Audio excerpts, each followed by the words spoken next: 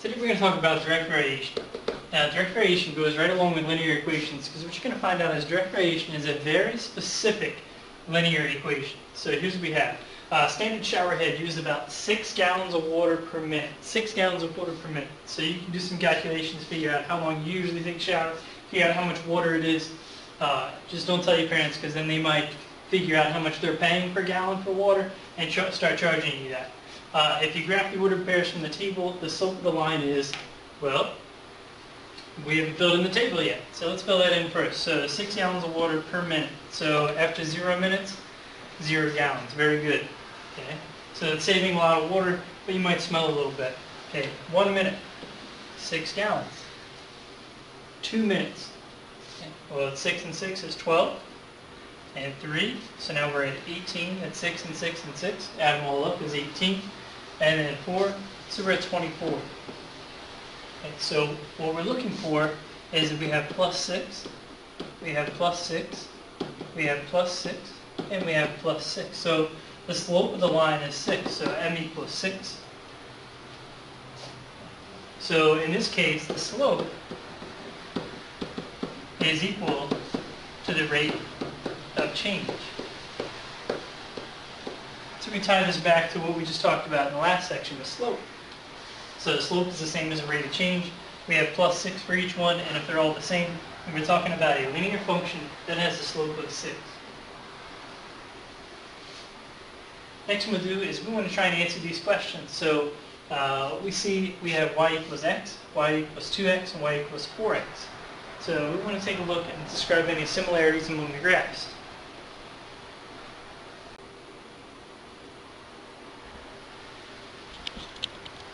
Alright, let's back that up now.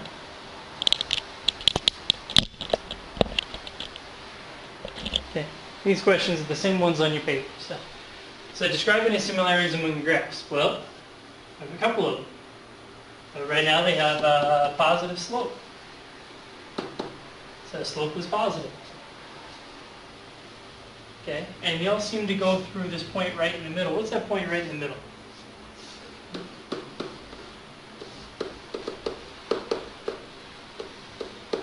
Okay, so they go through 0, 0. We call that the origin. Anything else? All right, we describe the differences. Well, the slope goes from 1 to 2 to 4. So those are different.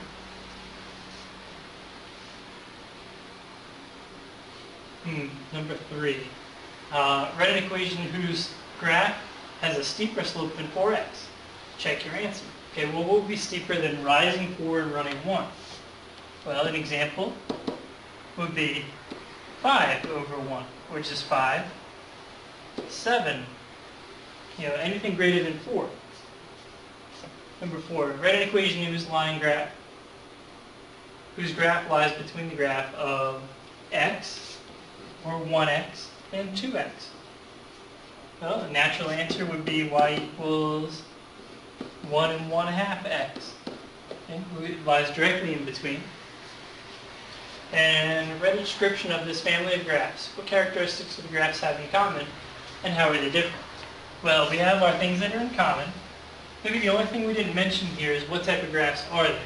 Well, it says over and over that we are talking about a linear graph. Okay, so we should probably add in, we're talking about the linear graph family. What do they have in common? Well, that's where we're going to go back to number 1. They all seem to have positive slopes. They all go through the origin, which is located at 0, 0. And how are they different? Well, in this case, the only difference is the slopes are different. So a very, very good idea of what we're talking about. So that's what we're talking about for direct variation. So here's the key.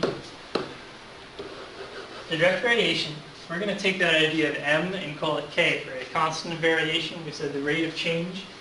So we call the slope many, many things, but it always means the same thing. So we're using m and k interchangeably, and when we're talking about direct variation, that means it must go through the origin. So we're talking about a linear equation who always has basically y equals mx plus 0.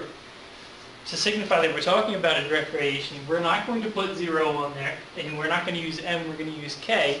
We're going to call that the constant of variation. So first thing you always have to do, y equals kx. They're going to tell me half the information. If y equals 12 when x equals negative 2, well, that part is going to tell me what k is. Y equals 12. I don't know what k is, but I do know that x is negative 2. Well, if I divide by negative 2, divided by negative 2, what is the value of k? K equals negative 6. Alright, so that tells me half of the information that I need. Well, how are we going to get the other half? Find y when x is 9. Well, here you go. So now I'm going to say y equals, the equation is y equals kx. Do I know what k is? Absolutely. Negative 6 times 9, y equals negative 54. So the final question was find y when x is 9. Y equals negative 54. Final answer.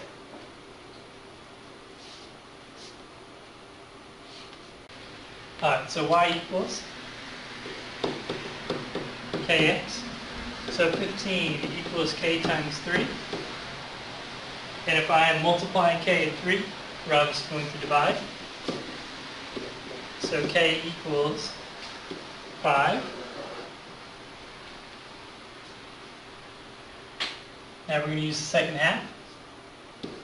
Y equals 5 times x. Y equals 5. In the second half they tell me x is 4. So y equals 20.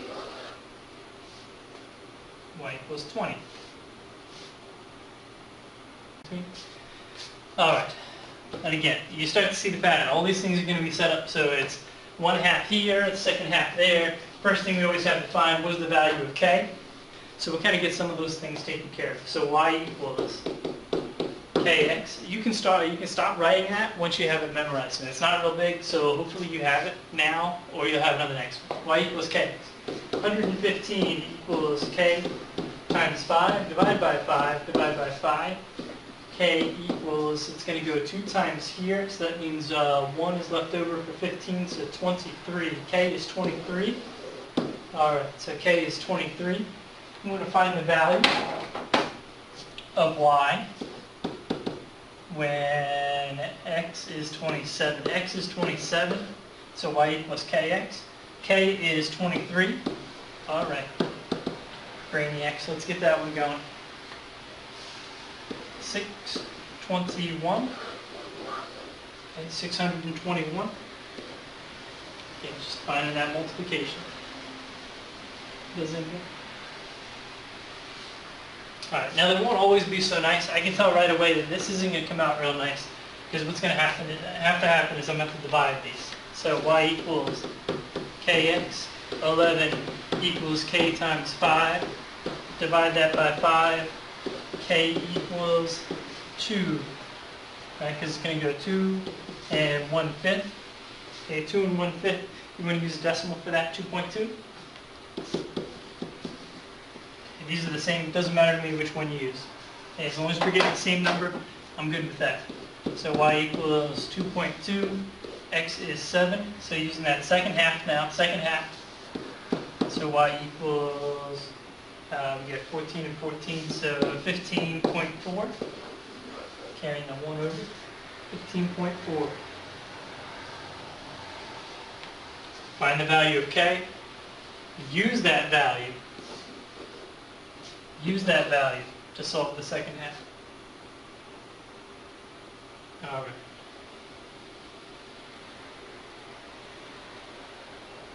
Alright, what you'll find tonight, since this is a shorter video, is I'm just going to ask you to do a couple things with slope again. So solve and slope, and go from there.